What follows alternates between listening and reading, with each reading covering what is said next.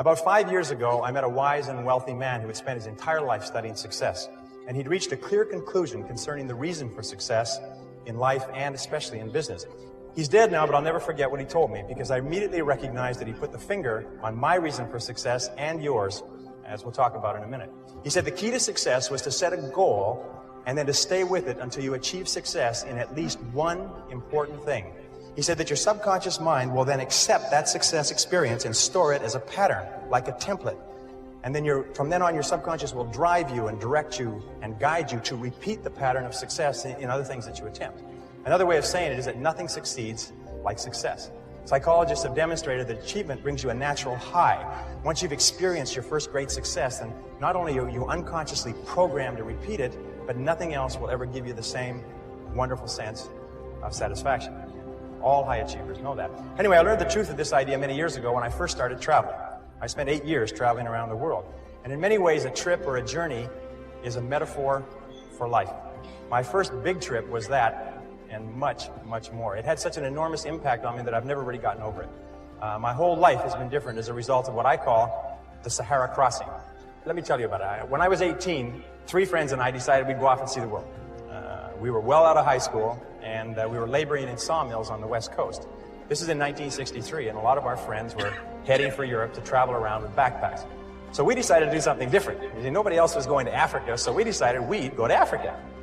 Of course, it never occurred to us to ask why it was that no one else was going to Africa.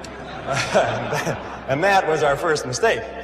After working and saving for a year, the 4 of us piled into an old 1946 Chevy and drove out of Vancouver, bound for Montreal, via Toronto. Actually, we just passed a couple of blocks from here on our way on that trip. It was late at night when we left. It was pouring rain. We were all 20 years old, and we were off to see the world. Anyway, I learned later that almost every great venture begins with an act of faith, like driving into the dark, into the unknown. In a way, nature protects us by shielding us from knowledge of the difficulties and obstacles that lie ahead. Because if we really knew all the problems we would face, the setbacks, the suffering, the temporary failure, and the disappointments, many of us would hesitate about ever even starting out at all. And our plan was to drive across country to Montreal, get jobs on ships to work our way across the Atlantic, and then head south across Europe to Africa. Pretty basic plan. However, as it happened in Montreal, one of the guys decided to give up and go home, and so he left us. Well, that left 3. The other 2, after one day, still remember that, after one day of looking for work on the waterfront, decided to quit. Decided to quit trying and to spend their limited savings to pay their way across the Atlantic, rather than to work their way. I tried to talk them out of it. I told them that quitting is a habit.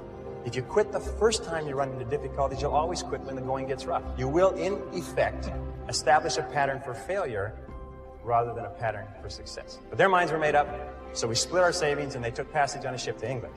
I worked on a construction site in Montreal, hauling heavy things for the entire winter, and then I got a job on a Norwegian freighter out of Halifax in late February and arrived in England in mid-April.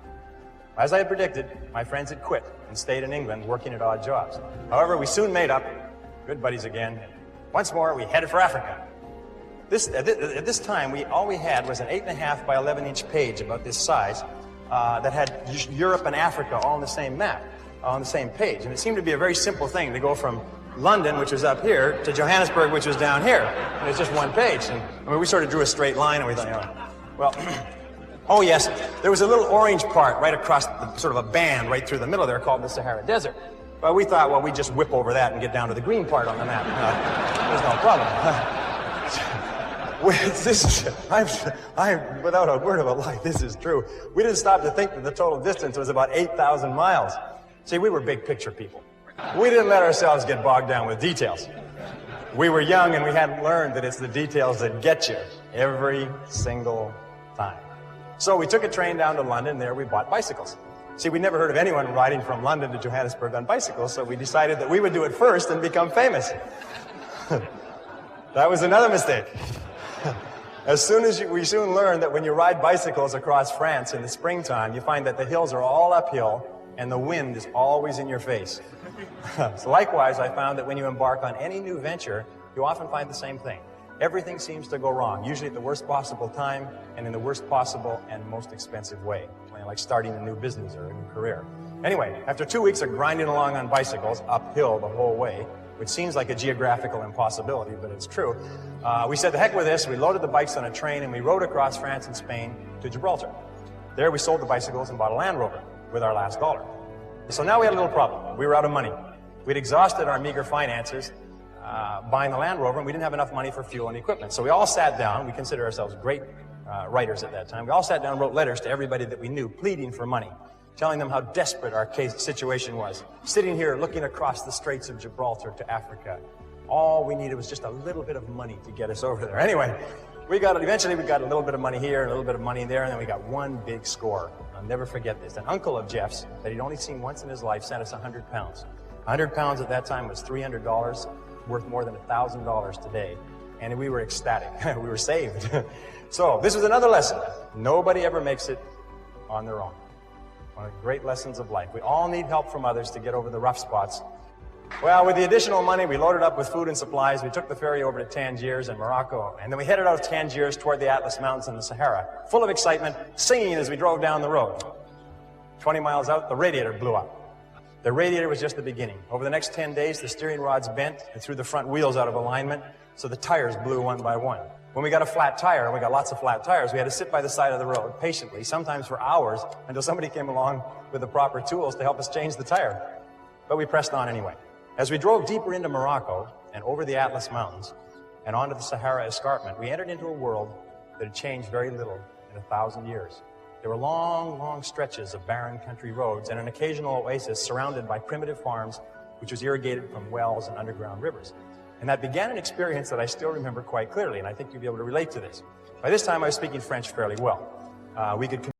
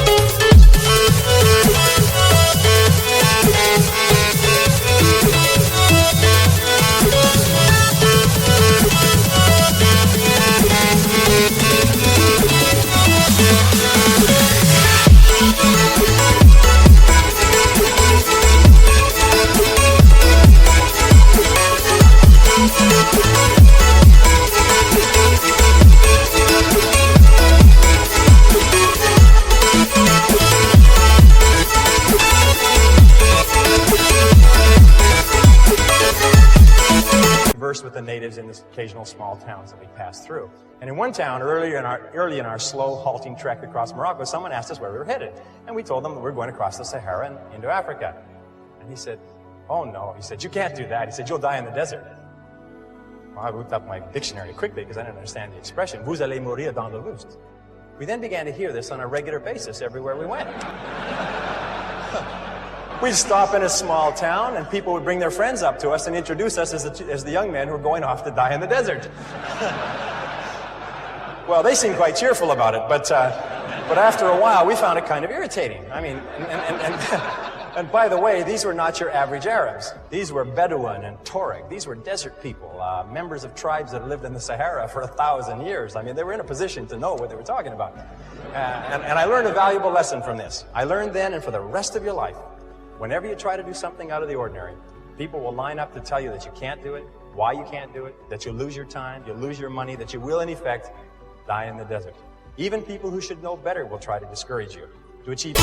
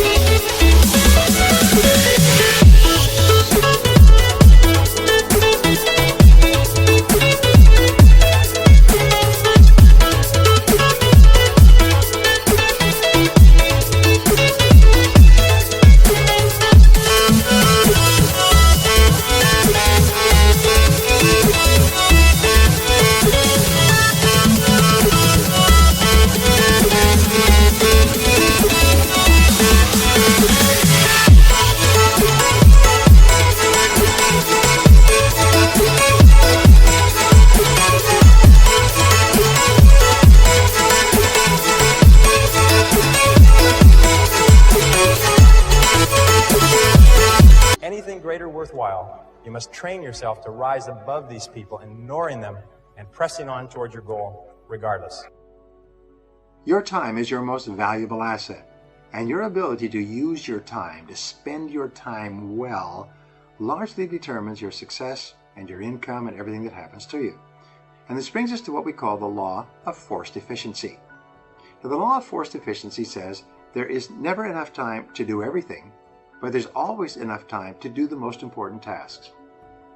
When you start to get under the gun, you have tremendous pressure. You have to have a job or task or project complete by a certain time. It's amazing how efficient you become. You become forced to be efficient.